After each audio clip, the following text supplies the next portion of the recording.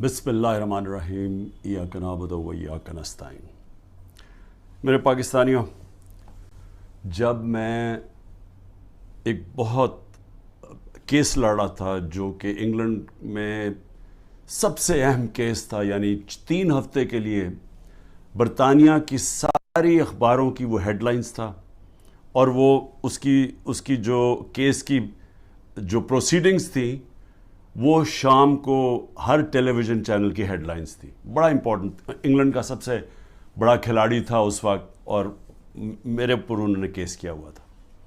तो मेरा भी जो वकील था वो बरतानिया का माना हुआ वकील था, उसका नाम था सर जॉर्ज कामन, और दूसरी तरफ उसके पास भी बरतानिया का टॉप वकील था। तो सारा, क्योंकि मेरा भी नाम था, इयन बोथम का बहुत बड़ा नाम था, तो उस वक्त सारा जो इंटरेस्ट था सिर्फ स्पोर्ट्स में नहीं, सब देख रहे थे इस केस को, और ये वकील भी टॉप के थे।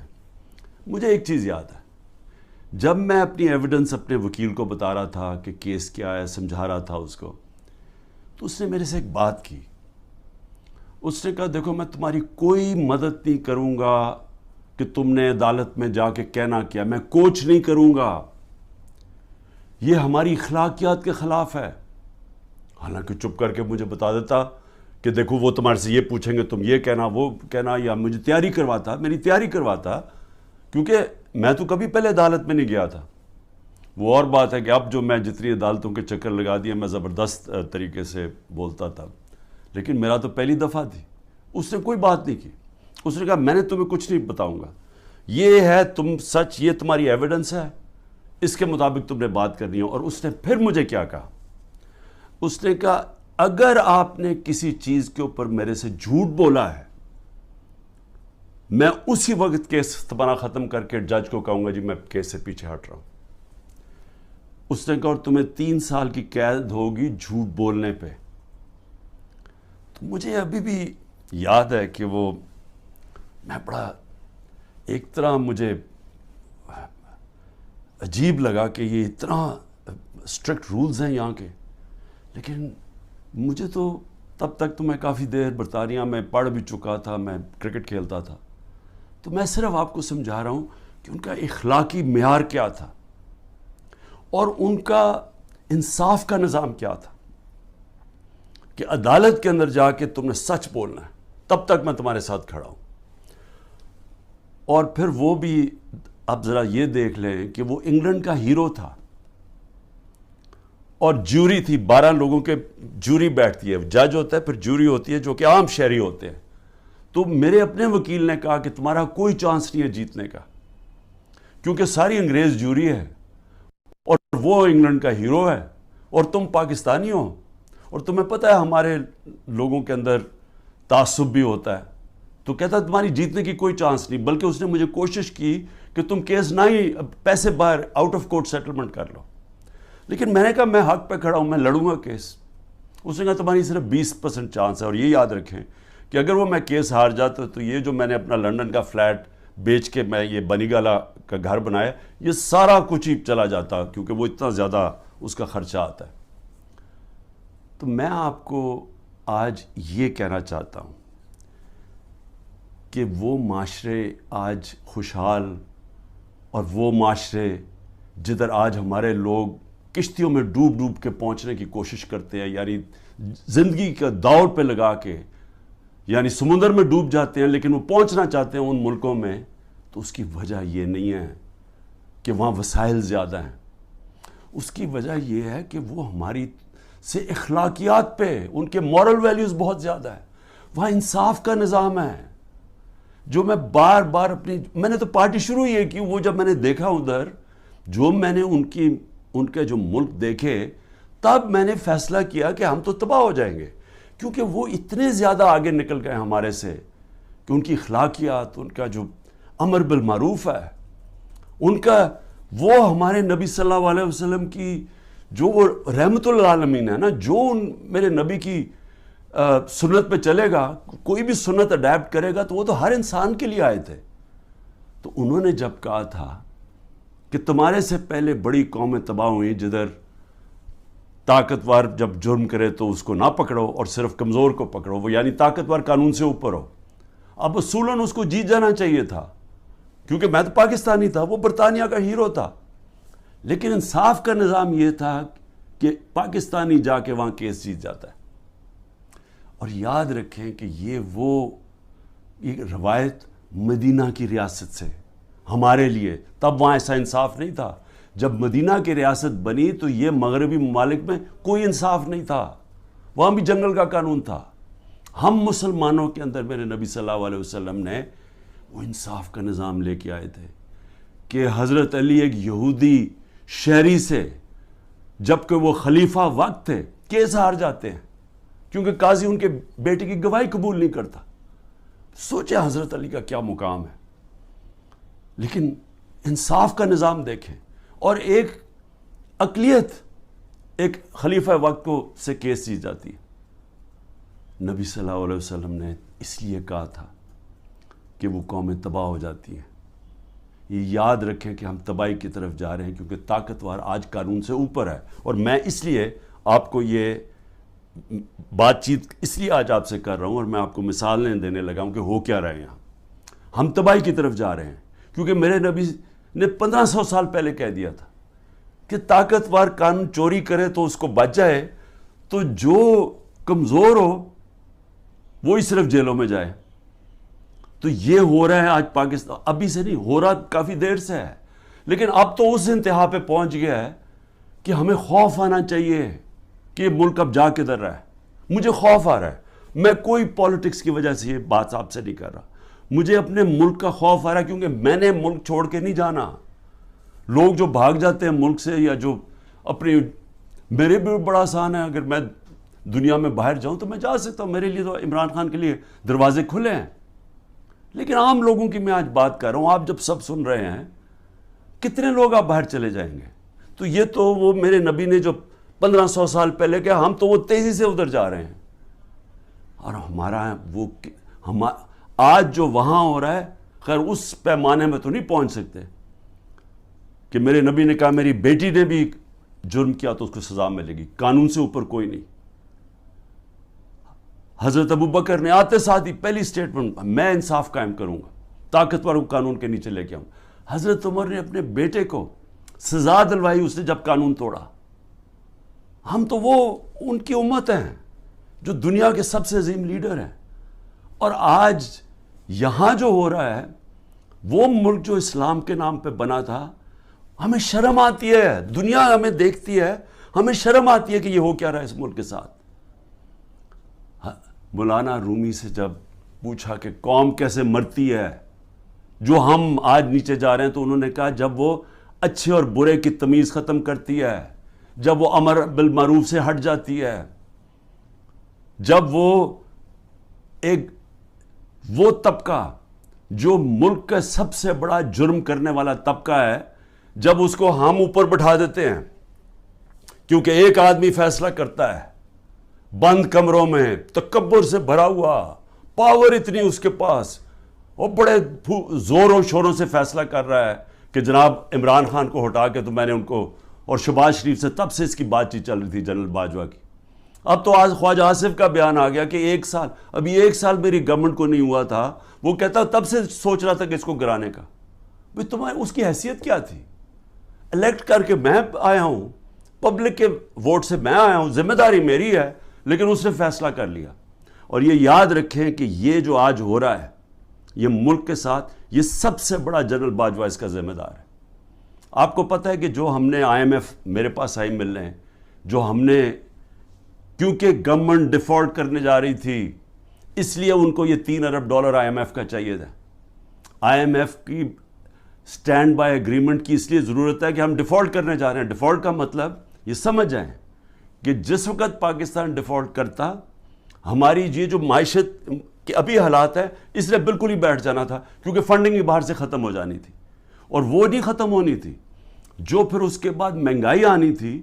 اور آج جو مہنگائی کا حال ہے، آپ تصور کریں نا کہ میں سارے تنخواہ دار طبقہ جو آج بیٹھا ہوا ہے، غریب لوگ، پینشنرز، مزدور، جو آج مہنگائی ہے، اگر ڈیفالٹ کرتا اس سے دگنی مہنگائی ہو جانی تھی۔ اس لیے ہم نے فیصلہ کیا، حالانکہ وہ سوچیں 10,000 لوگ ہمارے جیلوں میں ہیں، عمران خان کے اوپر 180 کیس ہو چکے ہیں، پہنچ گئے ہیں 180 تک، ہماری سینئر لیڈرشپ جیل میں ہے، لوگ انڈر گراؤنڈ میں گھر توڑ رہے ہیں، ان کے ہر قسم کا ان کی بزنسز بند کر رہے ہیں۔ اس کے باوجود اپنے ملک کے لیے ہم نے کہا ٹھیک، ہم یہ اگریمنٹ کرتے ہیں تاکہ ملک نہ بیٹھے۔ لیکن سوال میرا کچھ اور ہے۔ میرا سوال یہ ہے کہ جدھر آج ہم کھڑے ہیں، کیا یہ جو اوپر حکمران ہیں ان سے ہمیں کوئی امید لگائی جا سکتی ہے؟ نہیں لگائی جا سکتی۔ کیوں؟ کیونکہ یہ اوپر بیٹھے اس لیے نہیں ہیں کہ انہوں نے ملک ٹھیک کرنے آئے ہیں۔ یہ میں آپ کو بتاؤں گا، یہ صرف اور صرف جو میں آپ کو 5 سال پہلے سے کہہ رہا تھا، یہ NRO والے لوگ ہیں جو میرے پیچھے صرف پڑے ہوئے تھے، سب اکٹھے ہو کے جی PDM بن گئی ہے، جی ڈیموکریٹک الائنس ہے۔ صرف مقصد ایک تھا کہ کسی طرح کرپشن کے کیسز سے یہ نکلے، اور میں اسی پہ چل رہا تھا۔ اپنے نبی صلی اللہ علیہ وسلم انہوں نے جب فرمان دیا کہ قومیں تباہ ہو جاتی ہیں، طاقتور کو اگر آپ معاف کر دیں، اس کو وہ چوری کرے اس کو نہ پکڑیں، تو آج وہی ہو رہا ہے۔ ساری جنرل باجوہ اس کو جب اعظم سواتی کو اس نے مار پڑوائی، اس نے یہ ٹویٹ لکھا نا، شکریہ جنرل باجوہ، آپ نے NRO2 جو دیا ہے ان لوگوں کو، اس کے اوپر اس نے اس کو مار پڑوائی اور اس کے اوپر تشدد کروایا۔ تو آج یہ ذرا سن لیں کہ ان کے کیسز، تاکہ پہلے یہ سن لیں اور پھر سنیں کہ جو میرے سے اب کس طرح کے کیسز کیے جا رہے ہیں، ذرا سے موازنہ کر لیں۔ سب سے پہلے نواز شریف کا کیس، وہ کیس کیا تھا؟ انٹرنیشنل انکشاف ہوتا ہے، پینما پیپر، دنیا کے اندر ایک انکشاف ہو جاتا ہے، جنہوں نے اپنے آف شور اکاؤنٹس میں کمپنیوں کے پیچھے پراپرٹیز لی ہوتی ہیں۔ تو بڑے بڑے دنیا کے اندر وزیر بھی تھے، کوئی ایک آدھ ملک کا پرائم منسٹر بھی تھا، اور بڑے نام اس کے سامنے آئے، بلکہ برطانیہ کا اس وقت پرائم منسٹر کا بھی نام آ گیا کہ اس کی بھی پراپرٹی ہے۔ دنیا میں شور مچ گیا۔ تو ادھر پتہ چلا کہ 4 جن سب سے مہنگے لنڈن کے علاقے میں جو مے فیئر کے فلیٹس ہیں، وہ نواز شریف کی بیٹی اس کی اصل مالکہ تھی۔ اب سب کو پتا تھا کہ اس کے پاس تو پیسہ نہیں، اس کا مطلب نواز شریف نے خریدے۔ اب یہ تھا کیس، 1.5 سال عدالت میں چلا۔ نواز شریف نے اسمبلی میں کہا ہاں یہ ہیں ہمارے فلیٹس مانے، اور کہا یہ ہیں ذرائع کہ جس کے ذریعے میں نے خریدے۔ جب عدالت میں کیس شروع ہوا تو وہ ادھر سے اور کہانی بدل گئی، وہ ذرائع غائب ہو گئے۔ اس نے کہا جی قطری کھاتا آ گیا کہ جی قطریوں نے ہمیں یہ کوئی ڈیل ہوئی تھی، کوئی قطریوں سے ڈیل ہوئی تھی تو انہوں نے ہمیں یہ مفت کے دے دیے فلیٹ۔ یہ اس کے بعد یہ کہانی آئی۔ پھر اس کے بعد کلیبری فونٹ آ گئی۔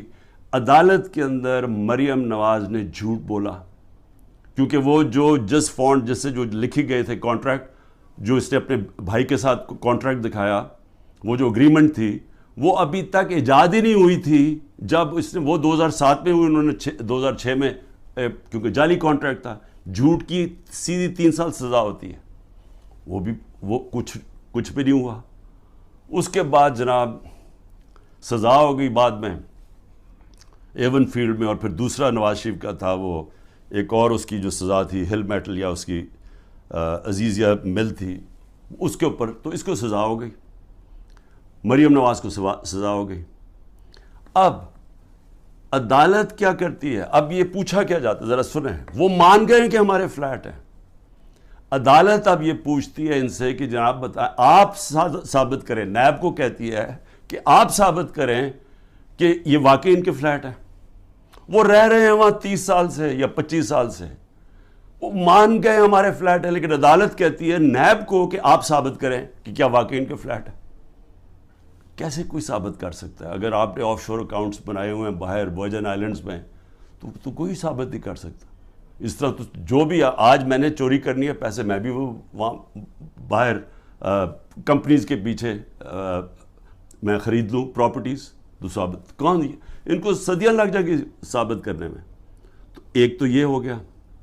دوسرا شہباز شریف، اب یہ ذرا سن لیں، شہباز شریف کی 16 ارب روپے کے ان کے بیٹوں کی بینک اکاؤنٹس میں پیسہ آتا ہے، ڈاکیومنٹری ایویڈنس ہے، جس میں مقصود چپراسی کے بینک میں 3 ارب سے 3.5 ارب روپے آ جاتا ہے۔ ایک چپڑاسی کے بینک اکاؤنٹ میں، اور ساتھ ان کا نیب میں کیس ہوتا ہے. انہوں نے فیک اکاؤنٹس دکھائے ہوتے ہیں جو لوگ کبھی پاکستان سے باہر ہی نہیں گئے، ان کے نام میں انہوں نے کہا جی ہمیں انگلینڈ سے ریمیٹنسز مل رہی ہیں.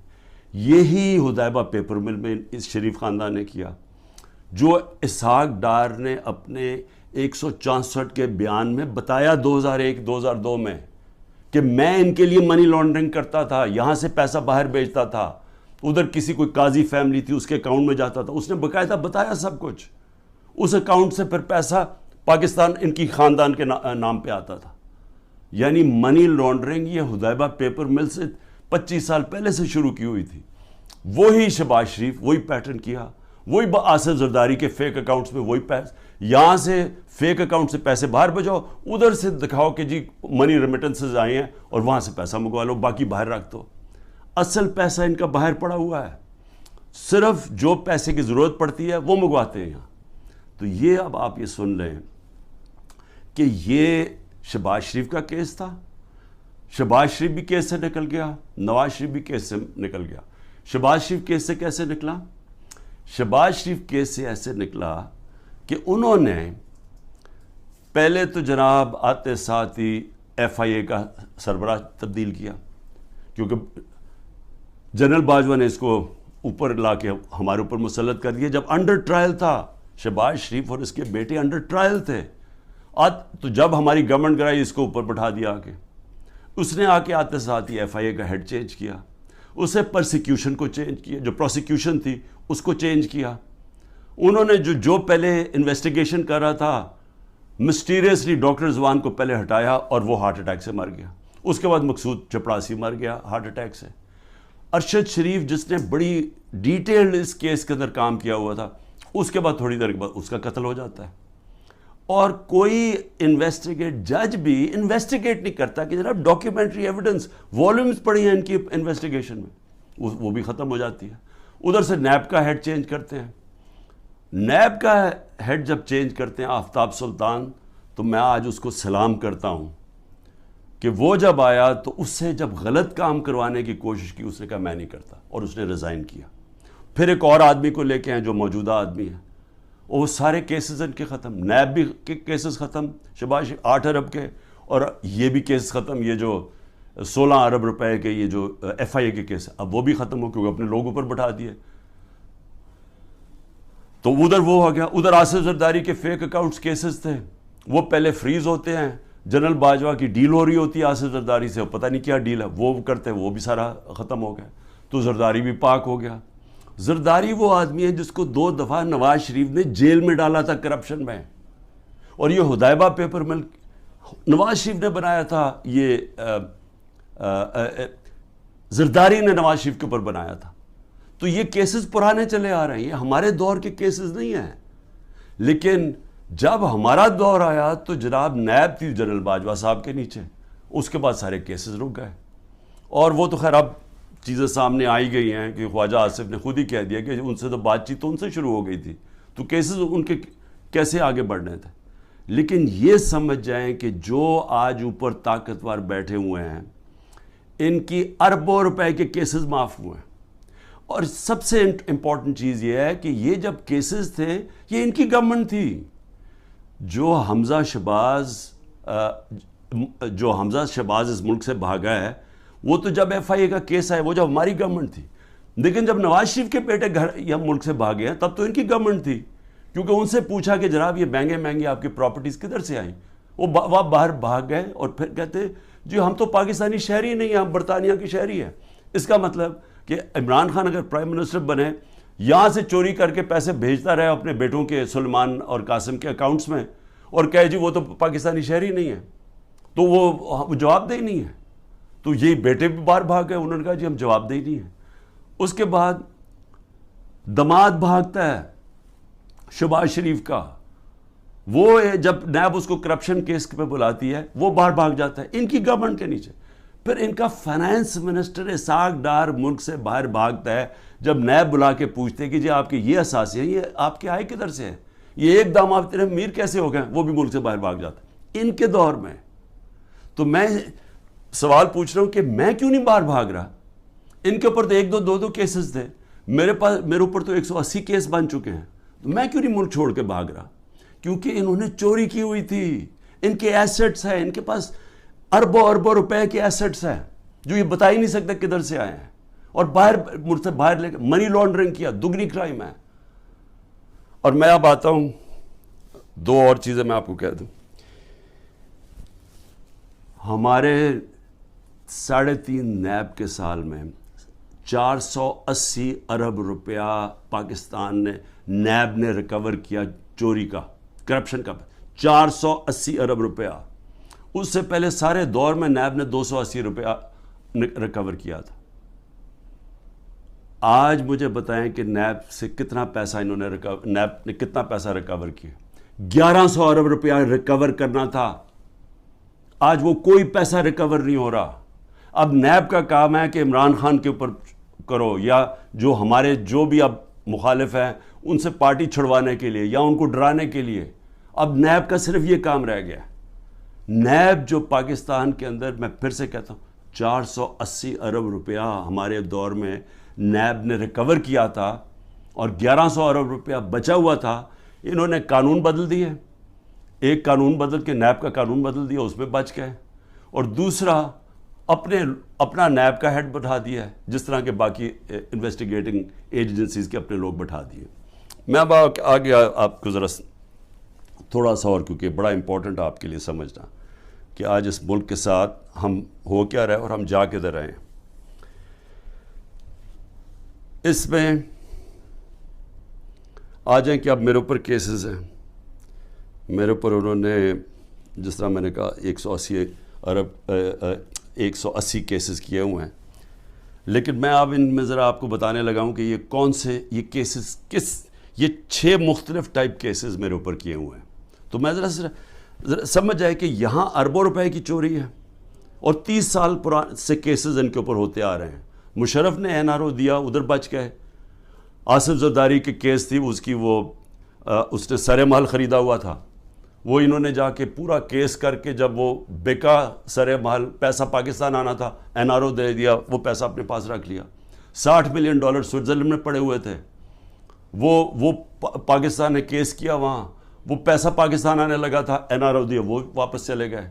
تو حدیبہ پیپر مل تو مشرف کے دور میں اس کے اوپر آگے پیش و رفت ہی نہیں ہوئی, جس کے اوپر اسحاق ڈار نے باقاعدہ, پھر سے میں کہہ رہا ہوں, ڈیٹیلز دی ہوئی تھی کہ کیسے وہ منی لانڈرنگ کرتا تھا ان کے لیے. تو یہ لوگ آج اوپر بیٹھے ہیں, سب کیسز معاف کروا لیے. لیکن اب کر کیا رہے ہیں؟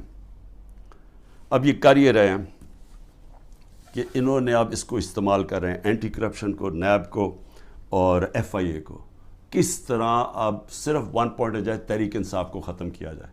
اب میرے اوپر کیسز سب سے زیادہ, پہلے آ جائے میرے کرپشن کیسز کیا ہیں. میں پہلے بھی بول چکا ہوں, لیکن میں آپ کو پھر یاد کرا دوں. سب سے پہلے القادر کیس کیا ہے؟ القادر کیس یہ ہے کہ میں نے ایک یونیورسٹی بنانی تھی. میں پہلے سے سوچ رہا تھا کہ مجھے موقع ملے تو ضرور بناؤں گا, کیونکہ ایک میں نے نمل یونیورسٹی بنائی ہوئی ہے, ایک میں نے القادر یونیورسٹی بنانی تھی. القادر کا میرا مقصد یہ تھا کہ یہاں سیرت نبی کے اوپر اپنے نوجوانوں کو, ان کو سمجھایا جائے, سیرت نبی کے اوپر وہ کھڑے ہو تاکہ ان کو لیڈرشپ آئے, ساتھ ٹیکنالوجی. یہ آئیڈیا تھا اس کا. اور یہ یونیورسٹی جب میں نے شروع کی تو اس کے اندر میرا مقصد تھا کہ ملک ریاض کو, کیونکہ ملک ریاض اور پروجیکٹس میں, راوی سٹی میں بھی تھا, ادھر بھی چیپ سستے ہاؤسنگ کے اندر بھی تھے. پھر بعد میں ہم نے جب یہ شروع کی سینٹرل بزنس ڈسٹرکٹ جو والٹن کی تھی, کیونکہ سب سے بڑا بلڈر ہے پاکستان کا. ملک ریاض کو صرف میں نے اس لیے کہا کہ آپ یہ کر دیں پروجیکٹ, کیونکہ ملک ریاض کی سپیڈ ہے, سب سے بڑا بلڈر ہے پاکستان میں. جو ملک ریاض نے 3 سال میں کام کیا ہے ہمارا یہ القادر میں, وہ ہمیں 14 سال 15 سال لگے نمل یونیورسٹی میں. یعنی اتنا کنسٹرکشن کا کام ہمیں 15 سال جو لگا وہ اس نے 3 سال میں کر دیا, کیونکہ وہ سب سے بڑا بلڈر ہے. میرا تو یہ مقصد تھا. ملک ریاض نے کہا میں یہ خود ہی اسپانسر کرتا ہوں یہ آئیڈیا جو القادر کا ہے. اب یہ ہوتی ہے بات, یہ سمجھیں, یہ ہوتی ہے 2018 کی نومبر دسمبر کی بات ہے. اس کے بعد جب وہ اس کی اوپننگ شروع, اس کی جو سٹون لینگ ہے وہ مئی میں شروع ہو جاتی ہے. مئی 2019 میں. 2019 کی دسمبر میں ایک کیبنٹ کا فیصلہ آتا ہے, وہ میں بتا چکا ہوں آپ کو. کیبنٹ نے فیصلہ یہ کرنا تھا کہ کیا ہم نے ملک ریاض کے کوئی پیسے انگلینڈ کی نیشنل کرائم ایجنسی نے انہوں نے فریز کیے ہوئے تھے ایز سسپیشس ٹرانزیکشن, کہ ہمیں شک ہے اس ٹرانزیکشن کے اوپر, منی لانڈرنگ پہ نہیں. اور اس کی ڈیل ہو جاتی ہے ان کے ساتھ. اب وہ پیسہ وہ فیصلہ کرتا ہے کہ سپریم کورٹ میں ملک ریاض نے پیسہ دینا ہے, وہ اس میں ڈالنا چلتا ہے سپریم کورٹ کے اکاؤنٹ میں, اور ان کی ڈیل ہوتی ہے. ہمارے کیبنٹ کے سامنے صرف یہ فیصلہ آتا ہے کہ اگر آپ اس کو ڈیل کو کانفیڈینشیل رکھیں گے, جو اس کے اور اس میں تھی, لیکن عدالت میں آپ لے جا سکتے ہیں, لیکن صرف کیبنٹ, کیونکہ کیبنٹ میں پبلک ہو جانی تھی, تو وہ کہتا ہے پبلک نہ ہو. اگر آپ کانفیڈینشیل رکھیں گے تو 190 ملین پاؤنڈ پاکستان آ جائے گا سپریم کورٹ کے اکاؤنٹ میں. لیکن اگر آپ نہیں کریں گے تو آپ کو جا کے انگلینڈ میں کیس کرنا پڑے گا, اور وہاں ثابت کرنا پڑے گا کہ منی لانڈرنگ ہے یا نہیں ہے. وہ سول کیس تھا. ہمیں جو کیبنٹ میں بتایا جاتا ہے, اور وہاں یاد رکھیں لا منسٹر تھے, وہاں فائنانس منسٹر تھے, وہاں کیبنٹ سیکرٹری تھے, جن لوگ جو اس کے اوپر بات کر سکتے ہیں. تو سب نے یہ جو کنسنسس بنا کہ اگر ہم سول کیس کرتے ہیں یہ ثابت کرنے کے لیے منی لانڈرنگ, وہ ہمیں 5-6 سال لگ جائیں گے, اور اگر کیس ہار جاتے پیسہ وہی رہ جاتا تھا. تو یونانیمس فیصلہ ہوتا ہے کہ ہاں پیسہ تو پاکستان آ رہا ہے. یہ تھا. یہ میرے پہ کہہ رہے ہیں کہ جناب القادر یونیورسٹی جو آپ نے بنائی ہے, اس کی وجہ سے آپ نے یہ ملک ریاض کا پیسہ یہ جانا چاہیے تھا پاکستان گورنمنٹ کو, بجائے چلا گیا سپریم کورٹ کے اندر. بھئی اگر پہلے تو ساری کیبنٹ کا فیصلہ ہے, منٹس ہیں اس کے اوپر, کسی نے کوئی آبجیکشن, کیونکہ ساروں کے لیے عقل تو یہ کہتی تھی نا کہ 190 ملین پاؤنڈ پاکستان آ رہا ہے. دوسرا, اگر آج آپ یہ سمجھتے ہیں کہ جی کوئی اس میں غلط ہوا ہے, اس کو گورنمنٹ کے پاس آنا چاہیے, سپریم کورٹ کو آپ لکھیں کہ جی غلط آ گیا, اس کو پیسے کو وہاں کریں, اور اگر وہ ملک ریاض آبجیکٹ کرتا ہے, ہم جا کے انگلینڈ میں کیس کریں گے, ہم جا کے وہ ثابت کریں گے, ہمیں ثابت کرنا پڑے گا. یاد رکھیں ہمارے اوپر ہے, پھر گورنمنٹ پہ کہ ثابت کریں کہ جناب یہ پیسہ منی لانڈرنگ کا تھا. اب یہ جو بھی وکیل جانتے ہیں ان کو پتہ ہے کہ وہاں ثابت کرنا آسان نہیں ہے. بہرحال ابھی کر سکتے ہیں. تو اس میں عمران خان کا کیا فائدہ ہوا؟ پیسے پڑے ہیں سپریم کورٹ میں, دوسری طرف وہ القادر کھڑی ہوئی ہے, وہ ایک ٹرسٹ چل رہا ہے. ٹرسٹ ڈیڈ کے اندر لکھا ہوا ہے کہ کوئی بھی ٹرسٹی, یا عمران خان اور بشرا بیگم کو اس لیے بنایا کیونکہ ان کو سیرت نبی میں انٹرسٹ ہے. جب آپ ٹرسٹ بناتے ہیں, لوگوں کو ان کو لے کے آتے ہیں جو کہ اپنا ٹائم دے سکیں, کیونکہ اس میں کوئی تنخواہ تو ملتی نہیں ہے, اس میں کوئی ٹی اے ڈی اے نہیں ملتا. یہ آپ مفت تب کام کرتے ہیں جب آپ کا شوق ہو کسی چیز میں. ٹرسٹ چل رہا ہے, 100% وہاں اسٹوڈنٹس مفت پڑھ رہے ہیں. ٹرسٹ ہے, زمین ہے ساری ٹرسٹ کے نام پہ. اگر خدا نہ خواستہ یہ ٹرسٹ نہیں چلے گا, وہ واپس چلی جائے گی جس نے ڈونیشن دی ہے. میرا اس میں مجھے اس کا کیا فائدہ ہے؟ اس کو کہہ رہے ہیں کرپشن. اور دوسرا کرپشن سننے ذرا کیا ہے, توشہ خانہ. 70 سال سے پاکستان کا قانون کیا ہے؟ آپ کو کسی کو گفٹ ملتی ہے, جب آپ پرائم منسٹر ہو, چاہے آپ گورنر ہو, چاہے آپ پریزیڈنٹ ہو, چاہے آپ آرمی چیف ہو, چاہے آپ وزیر ہو, چاہے آپ ملٹری سیکرٹری ہو, سب کو, اور ملتی ہے مڈل ایسٹ کے اندر جب جاتے ہیں وہ تحفے دے دیتے ہیں. اب وہ قانون کیا ہے؟ قانون سمپل ہے, تاکہ آپ سمجھ جائیں یہ جو سارا اپنا میڈیا کنٹرول کر کے پورا جو ڈرامہ ہو رہا ہے, یہ آپ سمجھ جائیں یہ ہے کیا, یہ اور میرے اوپر جو کرپشن کا الزام وہ کیا ہے. قانون یہ ہے, قانون کہتا ہے کہ جناب آپ نے, اگر آپ کو جب گفٹ ملے, وہ سیدھی گفٹ جاتی ہے پہلے فورن آفس, کیونکہ فورن آفس ہوتا ہے انوالو, ادھر سے جاتی ہے کیبنٹ سیکرٹری کے پاس. کیبنٹ سیکرٹری پھر اس کے بعد نیچے ایف بی آر کے پاس جاتی ہے. ایف بی آر اور پھر ایک انڈیپینڈنٹ اپریزر ہوتا ہے, ہمارے دور سے پہلے اپوائنٹ کیا ہوتا ہے نون لیگ کی گورنمنٹ نے, وہ اپریزر ہوتا ہے. یہ مل کے سارے فیصلہ کرتے ہیں کہ اس کی قیمت کیا ہے. مثلا یہ گھڑی ہے تو یہ فیصلہ کریں گے کہ اس کی قیمت 10 روپے یا 15 روپے یا 20 روپے. تو جو سب سے زیادہ قیمت کہے گا نا کہ 20 روپے, تو 20 روپے وہ کہتے ہیں یہ اس کی اب قیمت ہے. وہ آپ کے ملٹری سیکٹر کے تھرو آتا ہے کہ جی یہ اس کی قیمت ہے, کیا آپ یہ پریزنٹ رکھنا چاہتے ہیں؟ تو ان کے زمانے میں 20% تھا, ہم نے آ کے اس کو 50% کر دیا. آپ 50% دیں تو آپ وہ رکھ سکتے ہیں. اگر آپ نہیں لینا چاہتے تو وہ چلا جاتا ہے توشہ خانہ میں, اور توشہ خانہ اس کو آکشن کر دیتا ہے. یعنی یہ کہتا ہے نا جی بڑی کوئی قیمتی کسی نے گفٹ دی یا کچھ دی یا اس کا دل خراب ہو گیا, تو اگر میں نہیں لیتا تو جو بھی جس نے دیا وہ آکشن ہو جاتی ہے, وہ پبلک میں بک جاتی ہے. اچھا, اب میرے پہ الزام یہ ہے کہ جناب وہ جو گفٹ جو میں نے چیزیں جو آئیں, اور اچھا میری پراپرٹی ہو جائے میں جو مرضی اسے کروں, میں اسے بیچوں گفٹ دوں, کہ یہ میری پراپرٹی ہے. کبھی آج تک 70 سال میں کسی سے پوچھا ہے کہ جو آپ کو گفٹ ملی آپ نے اسے کیا کیا؟ کبھی کسی سے پوچھا آج تک؟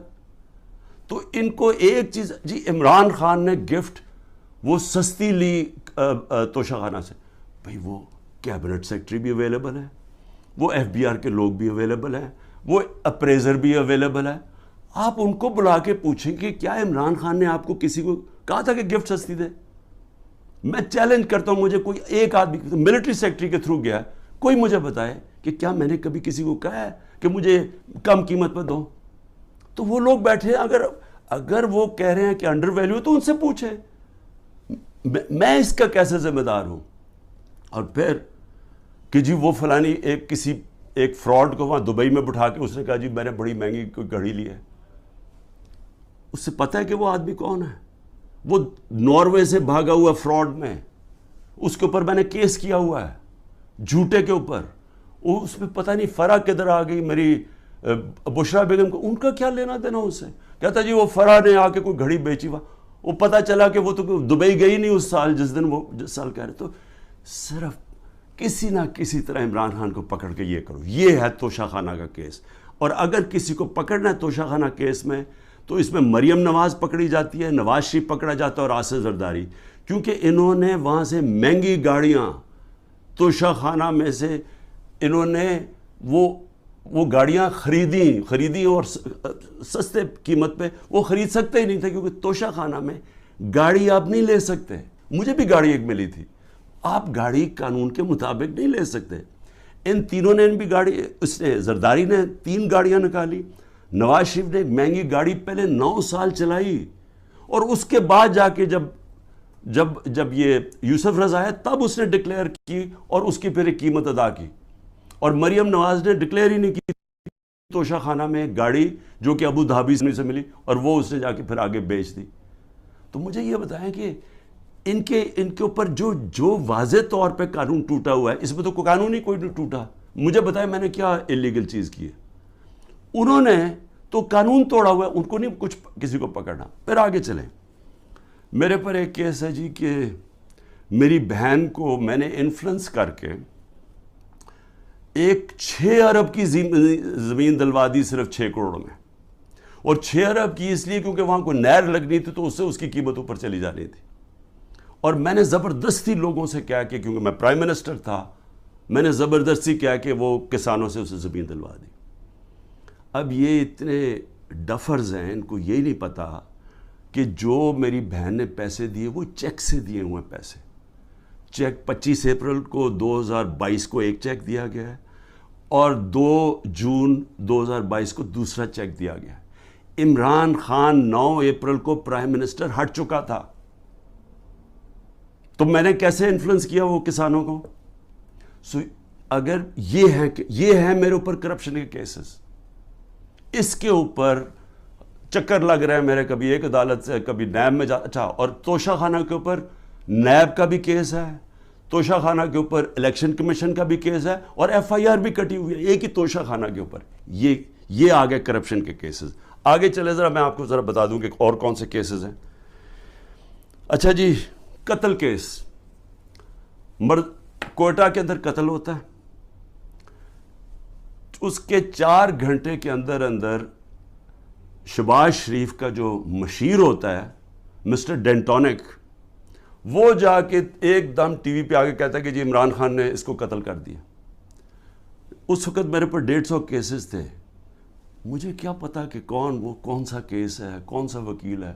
وہ ہمیں ریڈار پہ ہی نہیں تھا کہ پتہ نہیں وہ کیا کیس ہے. مجھے تو یہ نہیں پتا کیس کیا تھا. جی وکیل کو عمران خان نے قتل کروا دیا. اس کے بعد اس کے بیٹے کو اٹھاتی ہے پولیس, سارے کوئٹہ کو پتا کیا ہوا، کیونکہ ساری وکلا کمیونٹی کو پتا ہے. اس کو 12 گھنٹے پولیس رکھتی ہے، سافٹ ویئر اپڈیٹ ہوتا ہے، اور اس کے بعد وہ ایف آئی آر میں عمران خان کا نام لے دیتا ہے کہ عمران خان نے قتل کیا. اس کے اگلے دن اس کی بیوی سٹیٹمنٹ، اس کی ویڈیو ریکارڈنگ سٹیٹمنٹ ہے کہ یہ میرے خاندان نے، رشتہ داروں نے اس کا قتل کیا ہے. اس سے پہلے ایک باقاعدہ ڈیمونسٹریشن ہوتی ہے اس وکیل کے خلاف کہ اس نے ہمارا قتل کروایا ہے. عدالت کو وہی وکیل جا کے کہتا ہے کہ میرے کیسز سبی میں نہ لگاؤ، یہاں لگاؤ کیونکہ ہماری دشمنیاں ہیں. اس کا قتل میرے پہ ڈال کے اور ایف آئی آر کٹ جاتی ہے 302 کی، اور کہتے ہیں جی آپ کوٹہ جا کے اپیئر کریں.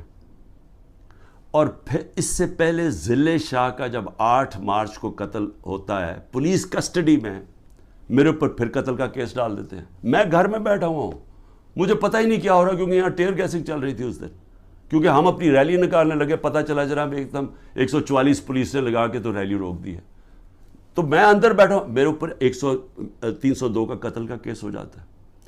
3 دن کے بعد جب ضلع شاہ کا پوسٹ مارٹم ہوتا ہے اور پتہ چلتا ہے کہ 26 جگہ اس کے اوپر تشدد کر کے اس کو قتل کیا.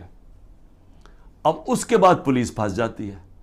پھر کیا کرتی ہے؟ نہیں جی وہ ایکسیڈنٹ ہوا ہے، اور ایکسیڈنٹ میں بھی پھر مجھے بات ہے کہ جی میں نے کوئی انفارمیشن نہیں دی، ایک اور ایف آئی آر کٹ جاتی ہے. تو میں آپ کو صرف یہ بتا رہا ہوں کہ یہ جو قتل کرنے کا کیس ہے، یہ یاد رکھیں کہ یہ پہلے سے یہ جو اوپر بیٹھے ہوئے ہیں یہ پرانے گاہک ہیں. یہ لوگوں کو قتل کروانے کے یہ ہیں، یہ شہباز شریف خاص طور پہ، اور یہ جو لوگوں کے اوپر جھوٹے کیسز کرنے کے یہ ماسٹر ہیں اس کے. میں اب بات کر رہا ہوں یہ جب 97 سے 99 تک یہ شہباز شریف جب چیف منسٹر تھا اور بھائی صاحب اوپر پرائم منسٹر تھے، ذرا یہ چھوٹی سی ایک عابد باکسر نے اس کے اوپر کہا ہوا ہے ڈاکیومنٹری، وہ سنیں.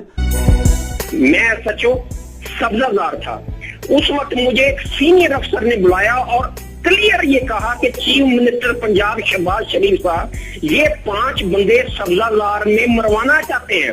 میں نے انکار کیا. میرے انکار کے بعد یہ ڈیوٹی انہوں نے اپنے لیفٹ ہینڈ، رائٹ ہینڈ نہیں لیفٹ ہینڈ عمر ورک کی لگائی، اور وہ عمر ورک نے 5 سبزہ زار میں بندے وہ قتل کیے. اس سے پہلے میں آپ کو بتا دوں کہ گارڈین کے اندر ایک آرٹیکل چھپتا ہے، یہ جب 97 سے 99 تک تھا شہباز شریف. آرٹیکل کیا ہے؟ اس میں کہتا ہے 850 ایکسٹرا جوڈیشل کلنگ پولیس مقابلے میں لوگوں کو مروایا جاتا ہے جب شہباز شریف چیف منسٹر تھا. اور اس کے اندر وہ ایمنسٹی انٹرنیشنل کنفرم کرتی ہے کہ یہ بالکل ٹھیک ہے کہ پولیس انکاؤنٹر کے ذریعے شہباز شریف نے اس کے دور میں لوگ مروائے گئے. اب ذرا یہ سنیں کہ عابد باکسر کیا کہتا ہے. پنجاب میں جعلی مقابلوں کے لیے پولیس انسپیکٹرز کو کیسے مجبور کیا جاتا ہے؟ انکاؤنٹر اسپیشلسٹ عابد باکسر کی نئے ویڈیو میں سنسنی خیز انکشافات.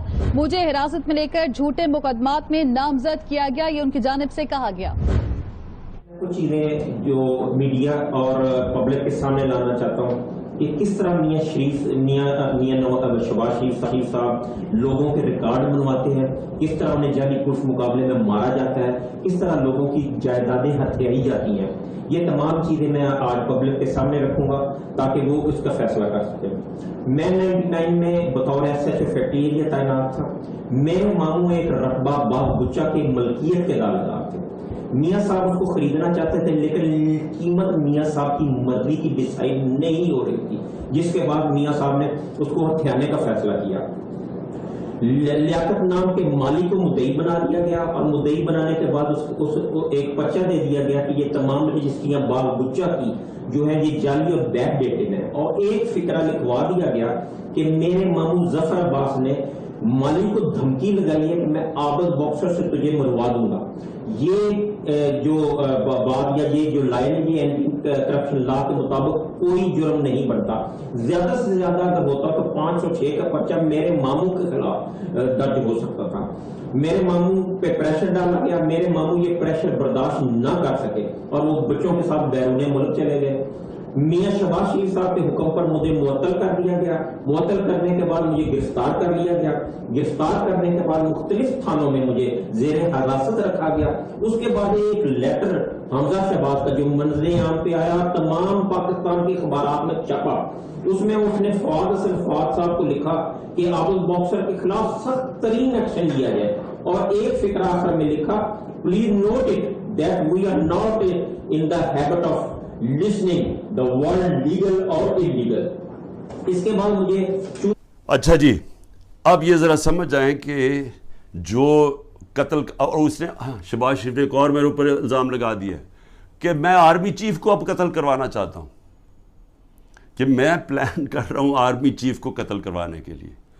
और इस देखें, वो जो होता है ना, वो कहते हैं कि एक अंग्रेज़ी में है कि takes a thief to catch a thief, यानी चोर जो होता है वो चोर को पकड़ सकता है क्योंकि चोर चोर की तरह सोचता है, क्योंकि ये सारी ज़िंदगी ये जुराइम पेशा लोग हैं, ये इसको पता है कि इमरान खान कोई कत्ल नहीं करवाना है, उनको पता है कि ना मैं, सबको कोयटा को पता है ना मैंने उसको कत्ल करवाया ना ये ज़िले शाह को, लेकिन ये झूठे इल्ज़ाम लगाने के ये मास्टर है।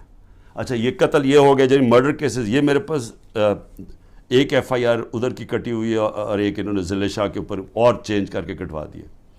फिर आज जी दहशत गर्दी, ज़्यादातर अब मेरे पर केस दहशत गर्दी की अदालतों में है।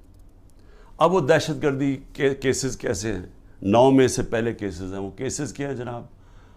कोई डेमोन्स्ट्रेशन हो रही है, कोई मुजाहरा हो रहा है PTI का, कोई मुजाहरा में कोई इंसिडेंट होता है जनाब, इमरान खान के ऊपर दहशत गर्दी का केस। एक इलेक्शन कमीशन के बाहर मुजाहरा हो रहा है, उसके अंदर कुछ आपस में कुछ होता है, मुझे क्या पता, इमरान खान के ऊपर दहशत गर्दी का पर्चा। मरियम नवाज की वीडियो है सबके पास कि ये जाके, ये जब इसकी पेशी होती है नैब के अंदर, तो पथराव करते हैं नैब के ऊपर। गाड़ी भरी होती है जिसमें पहले पत्थर लेके जाते हैं, पथराव होता है। कोई केस हुआ उसके ऊपर? कोई दहशतगर्दी का केस हुआ? कोई केस हुआ? तो कुछ भी होता है, कोई डेमोन्स्ट्रेशन के इमरान खान के ऊपर दहशतगर्दी का। अच्छा, फिर 9 मई आ जाए। अब 9 मई के बाद मेरे ऊपर एक और बारिश होगी केसों की। अब हर रोज़ कोई नया केस आ जाता है कि वो जो मियाँ वाली में वो जो जहाज़ जलाया गया था, वो उसमें भी इमरान खान के ऊपर दहशतगर्दी का केस है। सारी जगह केसेस आ गए। अब ये पहले 9 मई को क्लियर कर दें। 9 मई को पाकिस्तान के सुप्रीम कोर्ट ने कहा कि जो इमरान खान को 9 मई को अगवा किया गया था वो गैर कानूनी और गैर आईनी था। ये सुप्रीम कोर्ट का फैसला है। अब मजलूम मैं हूं, मुझे उठाया जा रहा है एक दहशतगर्द, एक मुजरिम की तरह, वहां से डंडे मार के। रेंजर्स नहीं, कमांडोज थे, क्योंकि जो मेरे 4-5 कमांडोज थे उनको वो तो एकदम पहचान गए कमांडोज थे। कमांडो एक्शन में जो मुझे वहां से उठाया गया, मैं सवाल ये पूछता हूं कि किस पाकिस्तान के पॉलिटिकल लीडर को इस तरह की उसको जलील किया गया? लोगों को मारा गया, वहाँ के स्टाफ को मारा गया, जो वहाँ स्टाफ बैठा हुआ था रजिस्ट्री ऑफिस का, हाई कोर्ट का स्टाफ, वकीलों को मारा गया, डंडे मारे गए। वो बेचारे 4-5 गार्ड थे इतने ज़्यादा, उनको मारा, मेरे लगा डंडा, जिस तरह मुझे पकड़ के लेके गए। अब सबसे पहले तो ये याद रखें कि ये गैर आईनी और गैर कानूनी था, जलील किया मुझे। उसके ऊपर जो रिएक्शन आया वो आना था। सबसे बड़ी पार्टी है पाकिस्तान की, तो क्या लोगों को जो देख रहे थे, और सिर्फ रिएक्शन यहां नहीं आया, जिधर पाकिस्तानी इंटरनेशनल था वहां सारी जगह रिएक्शन आया। रिएक्शन आना था क्योंकि लोग मुझे 50 साल से जानते हैं, तो जो लोगों ने देखा अपनी आंखों के साथ उसके ऊपर रिएक्ट ही करना था। तो मजलूम यानी जुल्म मेरे पे होता है, मेरे लोगों, बिल्कुल उनकी जायज़ होती है कि वो आके पुरअमन एहतजाज करें, क्योंकि कानून इजाज़त देता है। एक नाइंसाफ़ी होती है, उसके ऊपर पुरअमन एहतजाज करते हैं। और सिर्फ पाकिस्तान, फिर से मैं कहता हूँ, अब इंटरनेशनल जो होता है, क्या वहाँ भी वो गलत लोग निकले थे? उस सब को एक बस जनाब फौज के ख़िलाफ़ कुछ हो गया, शोधा के ख़िलाफ़ कुछ हो गया, उसको उस मद में डाल के कि वो बात नहीं करता कि वहाँ गोलियाँ चलाई गई, 79 لوگوں کو مارا گیا. 25 لوگ کم از کم انہوں نے مارے ہیں, کیونکہ ہمیں پوری طرح پتہ نہیں ہے. جو پولیس نے 25 لوگوں کو گولی قتل کیا, شہید کیا میں کہتا ہوں, کیونکہ پرامن احتجاج حق کے لیے, ناانصافی کے خلاف کھڑا ہونا تو ہمارا حق ہے. اس کے اوپر لوگوں کو قتل کیا گیا اور وہ شہید ہیں. جو انصاف کے لیے کھڑا ہوتا ہے اس کو شہید کہتے ہیں. 16 کے پاس ہماری ایڈریسز ہیں. جو ان کے رشتہ دار ہیں ان کے اوپر چڑھائی کر دی. وہ بیچارے ڈرے ہوئے بیٹھے ہیں, مشکل سے نام دے رہے ہیں. جو باقی 8-9 ہیں وہ ہمیں بتا ہی نہیں رہے, کیونکہ وہ ڈرے ہوئے انڈر گراؤنڈ چلے گئے ہیں. اس طرح انہوں نے, جس طرح ضلع شاہ کے گھر ساری پہنچ گئی تھی ان کی ساری پنجاب کے آئی جی اور سارے, اور اسے جب اس کی جب باڈی تھی تو اس کو کہا جی یہ ایکسیڈنٹ ہوا, زمین پہ پڑا, یہ ملا ہے سائڈ پہ. جو سارے باڈی کے اوپر جو پوسٹ مارٹم میں تشدد کے, کبھی ایکسیڈنٹ میں بھی تشدد ہوتا ہے, تو وہ ساری پولیس پہنچ گئی اور وہ بیچارے پیچھے سہم گئے. اسی طرح سارے جو ان کے رشتہ دار ہیں جو ہوا ہے وہ سارے سہم گئے. 9 کا ہمیں پتہ نہیں چل رہا, اور 16 جو ہیں ان کو وہ دے نہیں رہے, ان کو رپورٹ نہیں دے رہے, ان کو پوسٹ مارٹم نہیں کر رہے. تو پہلے تو ان کو قتل کیا, شہید کیا, اس کے بعد انہی کے اوپر دباؤ ڈال دیا, جو مظلوم ہے انہی کے اوپر ڈال دیا, کیسز بھی ان کے اوپر کر دیے. اس کے علاوہ جو ٹوٹل گولیاں لگی ہیں وہ 100 سے 200 گولیاں لگی ہیں. جو ہاسپٹل میں پڑے ہوئے تھے ان کو اٹھا کے جیلوں میں لے گئے, جن کو گولیاں لگی تھیں. 3 کی ٹانگیں کٹ گئیں, 1 پیرالائز ہو گیا جو پیچھے گولی لگی.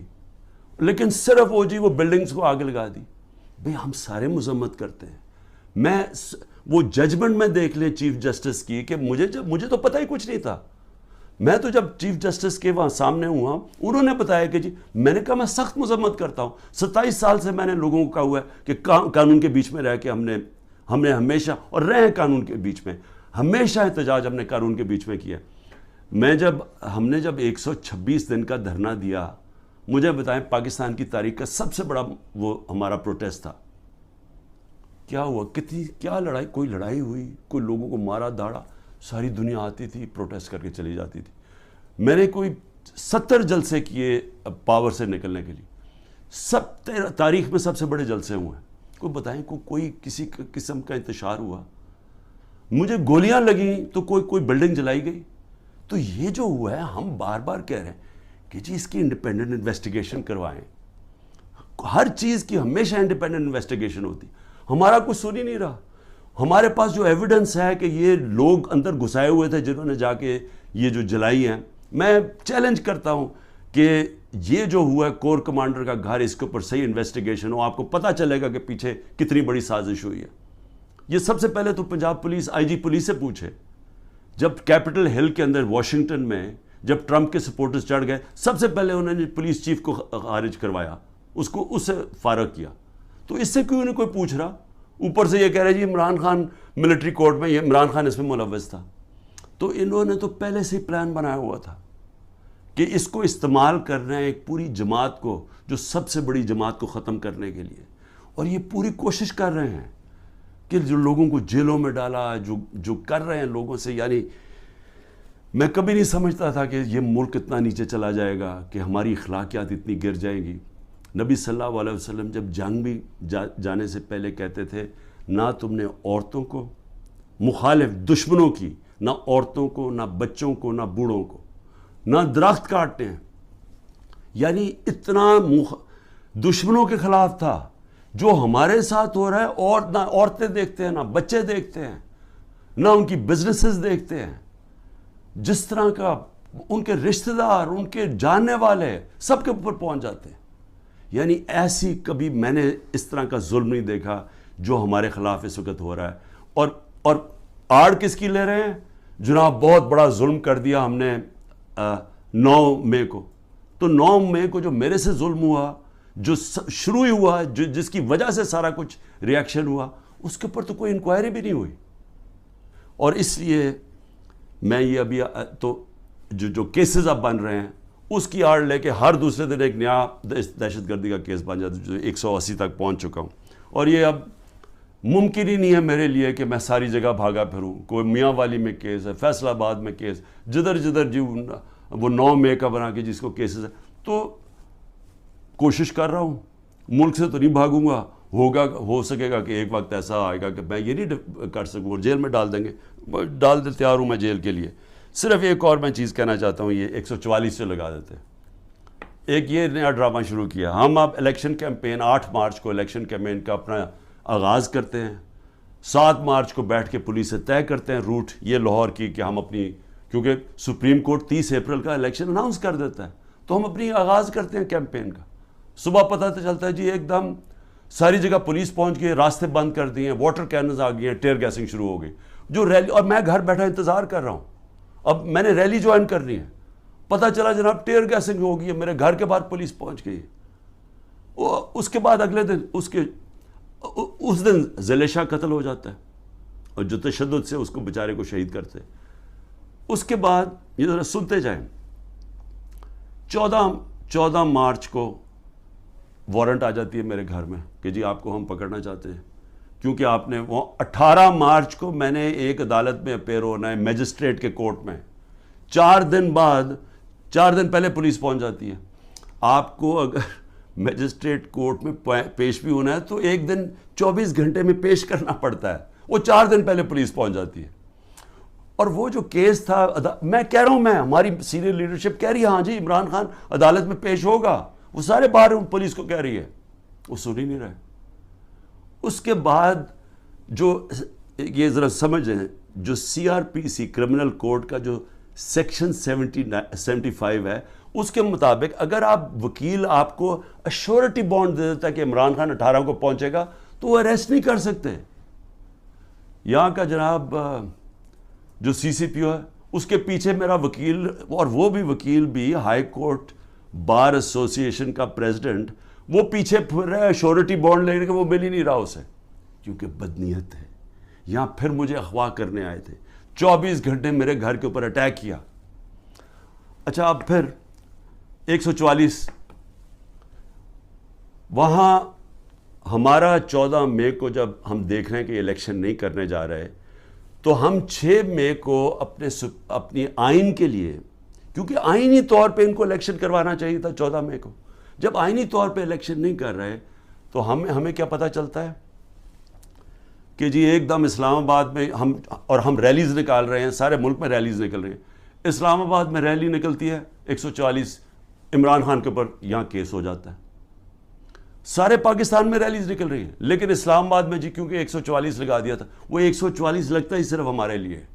مولانا فضل الرحمان نے ریڈ زون میں جا کے 144 کے دوران سپریم کورٹ کے باہر پورا گالیاں نکالی چیف جسٹس کو, عدالتوں کو گالیاں نکالی سپریم کورٹ کے چیف جسٹس کو کھڑے ہو کے, اور ان ساروں نے تقریریں کی ریڈ زون کے اندر. اس کے لیے 144 نہیں تھا, اس کو بلکہ فیسیلیٹیٹ کر رہی ہے حکومت جا کے وہ ریلی نکالنے کے لیے. لیکن ایک آئین کے لیے, ایک آئین کی خلاف ورزی ہو رہی ہے, اس کے لیے ریلی نکل رہی ہے, اور اس کے اوپر عمران خان کے اوپر کیس. تو یہ ہیں اس طرح کے کیسز. میں آخر میں اب کہنا کیا چاہتا ہوں, دیکھیں میں اپنی قوم سے بات کرنا چاہتا ہوں. میں نے تو اس کا مقابلہ کرنا ہی ہے, میں تو آپ کو کہہ بیٹھا ہوں. اتنے زیادہ کیسز ہیں میرا, تو اب بلکہ میں وکیل ہی تقریباً بن گیا ہوں, اور میرا اب عدالتیں تو میرے آفس ہی بن گئی ہیں. میرا تو ہر روز ایسے ہے کہ جس طرح میں آفس جا رہا ہوں, اور میں تو اس کا مقابلہ کرتا رہوں گا. لیکن یہ ہو سکتا ہے کہ میں اب میں میاں والی بھی جانا ہے تو کوئٹہ بھی جانا ہے, یہ ہو سکتا ہے کہ میں اب نہ کروں. انہوں نے وارنٹ نکالتے ہیں, اریسٹ کر دیں گے. پلان تو ان کا کہ کسی نہ کسی طرح اس کو اریسٹ کرو تاکہ یہ جیل میں جائے, اور پھر اس کی پارٹی توڑو, اور اس کے بعد پھر الیکشن اناؤنس کرو. یہ ان کا پلان ہے. میں تو اس کے لیے تیار ہوں. لیکن میں اپنی قوم سے آخر میں کیا کہنا چاہتا ہوں, دیکھیں یہ جو ہو رہا ہے نا, یہ عمران خان بنے پرائم منسٹر, الیکشن جیتے نہ جیتے, جیل میں جائے, لیکن مسئلہ تو پاکستان کا اس وقت. تو میں آپ کے لیے اب کہہ رہا ہوں, یہ جو ہو رہا ہے نا, یہ صرف اور صرف ملک کی اب تباہی ہے. یہ جو چور اوپر بیٹھ گئے ہیں, اور میں نے آپ کو ان کے کیسز بتایا, یہ تو کچھ بھی نہیں ہے کیسز. ان کے اوپر تو پوری کتابیں ہیں ان کی کیسز کے اوپر. ان کے اوپر تو باہر کی کتابوں میں ان دونوں کے زرداری اور نواز شریف خاندانوں کے اوپر چوری کے اوپر ان کے اوپر کتابوں کے اندر مینشن کیا ہوا ہے, باہر کے اخباروں میں ہے یہ ایک دوسرے کے متعلق کیا کہتے تھے, اسٹیبلشمنٹ ان کے متعلق کیا کہتی تھی, تو اس میں تو کسی کو کوئی شک نہیں ہے کہ انہوں نے کیا کیا. اب یہ جو پلان بن رہا ہے کہ عمران خان کو جیل میں ڈال کے ان کو واپس لے کے آنا, چلیں عمران خان جیل میں بھی چلا جاتا ہے, یہ واپس بھی آ جاتے ہیں, لیکن ملک کا کیا بنتا ہے؟ میں یہ سوال پوچھ رہا ہوں کہ ملک کا جو حالات ہیں, یہ جو جنرل باجوہ نے یہ انجینئرنگ کر کے ان کو اوپر بٹھایا ہے, کیا ملک بچ جائے گا ایسے؟ مجھے یہ بتائیں کہ صرف معاشیت کو دیکھ لیں کہ ہم جب ایک سال, میرے ہٹانے سے ایک سال پہلے جو ہمارا ڈالر, کیونکہ اصل مسئلہ پاکستان کا ڈالرز کا ہے, ہم کیوں IMF کے گھٹنوں میں پھر رہے ہیں؟ کیونکہ ہمارے پاس ڈالرز کی کمی ہے, IMF سے ہمیں ڈالرز چاہیے. لیکن جس وقت ہمارا جو آخری سال تھا 8.7 ارب ڈالر کا ہمارا ڈالر انکم میں اضافہ ہوا تھا, ایکسپورٹس میں اور ریمیٹنسز میں 8.7 ارب ڈالر کا اضافہ ہوا تھا. اس سال جب سے یہ جنرل باجوہ کے یہ تحفے آئے ہیں, انہوں نے ایک سال کے اندر 8.5 ارب ڈالر کی کمی کی ہے ریمیٹنسز اور ایکسپورٹس میں. وہ جو ہمارا بڑھا تھا اور ہمارا پورا ماشاءاللہ جس طرح ہم جا رہے تھے, مزید ہمارا اور بڑھنا تھا کیونکہ ہمارا 2 سال میں بڑھتا جا رہا تھا.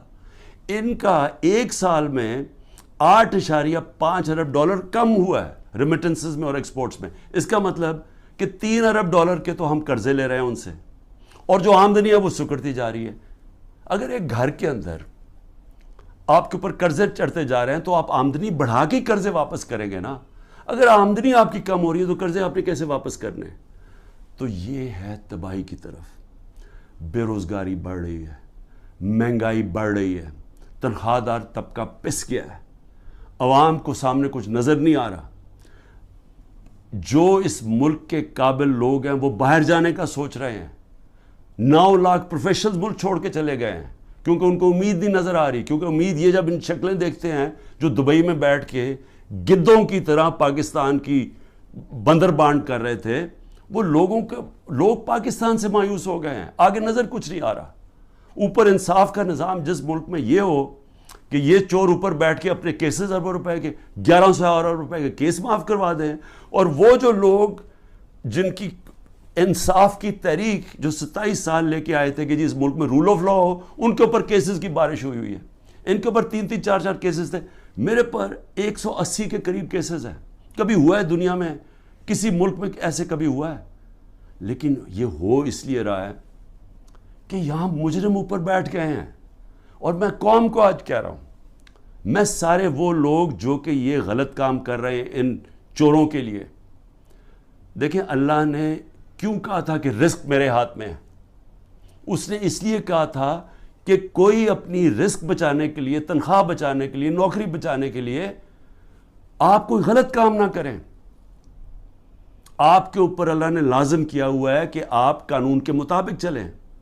برطانیہ میں کسی پولیس والے کی جرت, کسی اوپر آفیسر کی جرت نہ ہو کہ نیچے پولیس والے کو کہا کہ غلط کام کرو, کسی کے گھر کے توڑ کے اندر چلے جاؤ, وہاں اس کا گھر لوٹ لو, ان کی بزنسز بند کر دو.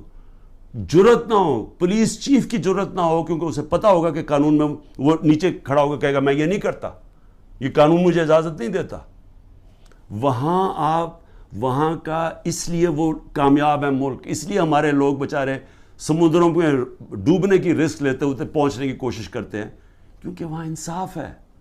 وہاں کسی کو غلط کام کرنے کے لیے آپ حکم نہیں دے سکتے, کیونکہ قانون ہے, انصاف ہے, رائٹس ہیں لوگوں کے, ان کے فنڈامنٹل رائٹس کی ان کی عدالتیں ان کی حفاظت کرتی ہیں. یہاں پکڑ کے جس کو مرضی اٹھا کے اندر جیلوں میں ڈال دو, جس کو مرضی تشدد کرو. جو تشدد کی کہانیاں ہیں اتنی خوفناک ہیں جو یہ اس وقت لوگوں کے اوپر ہو رہی ہے, پکڑ چن کے لوگوں کو اوپر تشدد کر رہے ہیں, انٹرنیشنل لاء کے اگینسٹ ہے یہ. تو جو لوگ یہ سارے لگے ہوئے ہیں اور نیب میں بیٹھے ہیں, FIA میں بیٹھے ہیں, پولیس میں بیٹھے ہیں, جو تنخواہ دار لوگ ہیں, میں ساروں کو آج کہہ رہا ہوں کہ دیکھیں آپ اللہ کو جواب دیں. آپ یہ جو چیزیں کر رہے ہیں, آپ اپنے ملک کی تباہی کے راستے پہ ملک کو لے کے جا رہے ہیں, اور آپ اپنی آخرت بھی تباہ کر رہے ہیں. آپ کو کوئی ضرورت نہیں ہے, جب رزق اللہ نے کہا میرے ہاتھ میں ہے, آپ کو غلط کام کرنا اور گناہ کرنا کی یہ نہ کہنا اوپر والے کو کہیں گے کہ نہیں جی میں تو کیا کرتا مجھے اوپر سے غلط آرڈر آیا ہے. آپ کا رائٹ ہے کہ غلط کو آرڈرز آپ نہ مانیں. یہ آپ کو قانون اجازت دیتا ہے جو کہ کسی بھی مغربی جمہوریت کے اندر کسی کی جرت نہیں ہے, کسی آفیسر کی جرت نہیں ہے کسی نیچلے والے سے غلط کام کروایا جائے. یہ میں صرف آخر میں اس لیے کہہ رہا ہوں کہ اللہ نے امر بالمعروف کا ہمیں حکم دیا ہوا ہے کہ اچھائی کے ساتھ کھڑے ہو, برائی کے خلاف جہاد کرو. وہ معاشرے کا بنیاد بنتی ہے اور عدل اور انصاف اور امر بالمعروف پہ معاشرہ کھڑا ہوتا ہے. جو وہ معاشرہ اوپر جاتا ہے جو مدینہ کی ریاست میں ہوا تھا, اور اس کو جب آپ خلاف جائیں گے تو وہ آپ اپنے پھر تباہی کا راستہ اختیار کر لیتے ہیں, جو مجھے افسوس سے کہنا پڑتا ہے.